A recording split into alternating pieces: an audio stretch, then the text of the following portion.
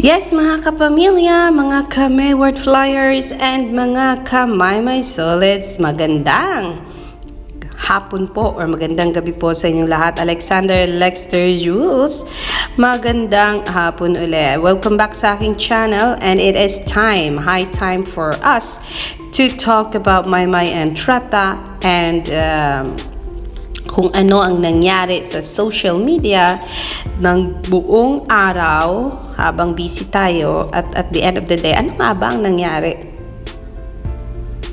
Ano nga ba ang nangyari sa show business at lalong-lalo na kay Marydale, Maymay and Trata? Yes, mga kaibigan, we all know na ipinost ni Pinoy Big Brother ang mga ex-housemates niya and na nandoon sa Star Magic Christmas Special. And among those stars na talagang tawag dito, ibinida ni PBB, Pinoy Big Brother, are the stars na sina Edward John Bobber, Maymay and Trata, si Heaven Peralejo, and Viveris Carito. Iilan po sila sa na-post ng Pinoy Big Brother na talagang he is so proud seeing them na talagang namayagpag sa mundo ng show business and seeing them being so confident kasama ang iba pang mga artista ng Star Magic Philippines. And yes, iilan na lang po ang natira sa mga stars na talagang masasabi natin galing sa Pinoy Big Brother. Most of them are having private lives.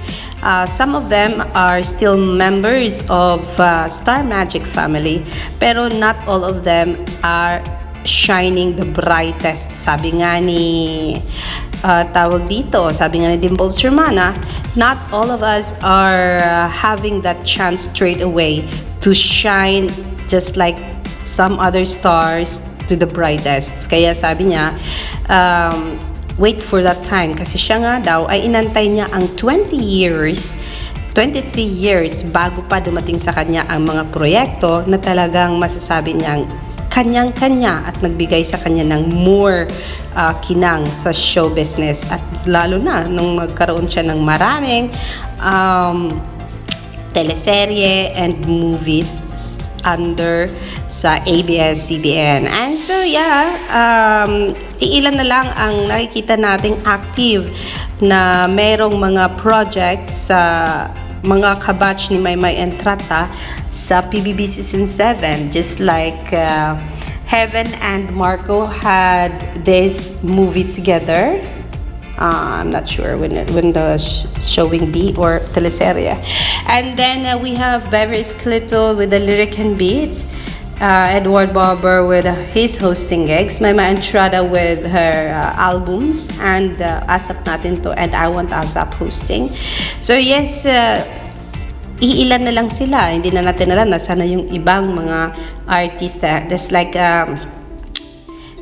Kisses, we do not know kung nasaan na ngayon at kung active pa rin ba sa kanyang showbiz life. Pero yes, mga kaibigan, sabi ni ABS-CBN, tignan daw natin ang mga artista na talagang kuminang sa nangyaring Star Magic Christmas Special. And so yeah, of course we've been sharing you that, mga kaibigan, and paulit-ulit nating pinapakita yan sa inyo kasi nga hanggang sa ngayon ay pinag-uusapan pa rin sila sa social media. Ngayon, mga kaibigan, I want to update you with the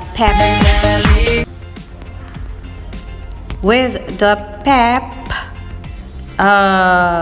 updates doon sa kanilang mga videos from Star Magic Philippines.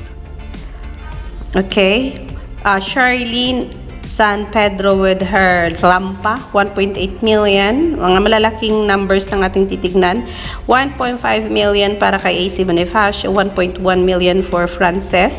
KD Lex 1.1 million, Kauri with Joao 2.2 million, and the squad Nutcrackers, kasama dito si DJ and si Catherine, 3.3 million. And then we have 1.5 million for Heaven Perelejo. And my Entrata still on the lead, 4.9 million views. And Joshua Garcia, 1.1 million views.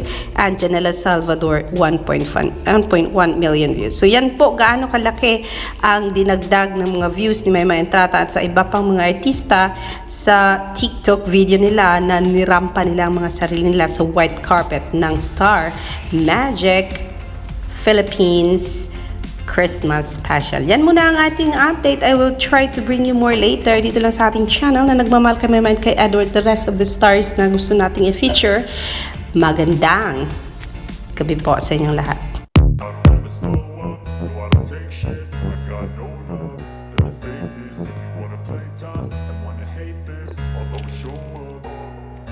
I don't ever slow up, no I don't take shit. I got no love for the fakeness. If you wanna play tough and wanna hate this, I'll always show up and make a statement. I don't ever slow up, no I don't take shit. I got no love for the fakeness. If you wanna play tough and wanna hate this, I'll always show up and make a statement. Everything I do so instinctive and so passionate. Every word I move so descriptive like an adjective. I got a vendetta against people who patented being negative when you should be getting after it.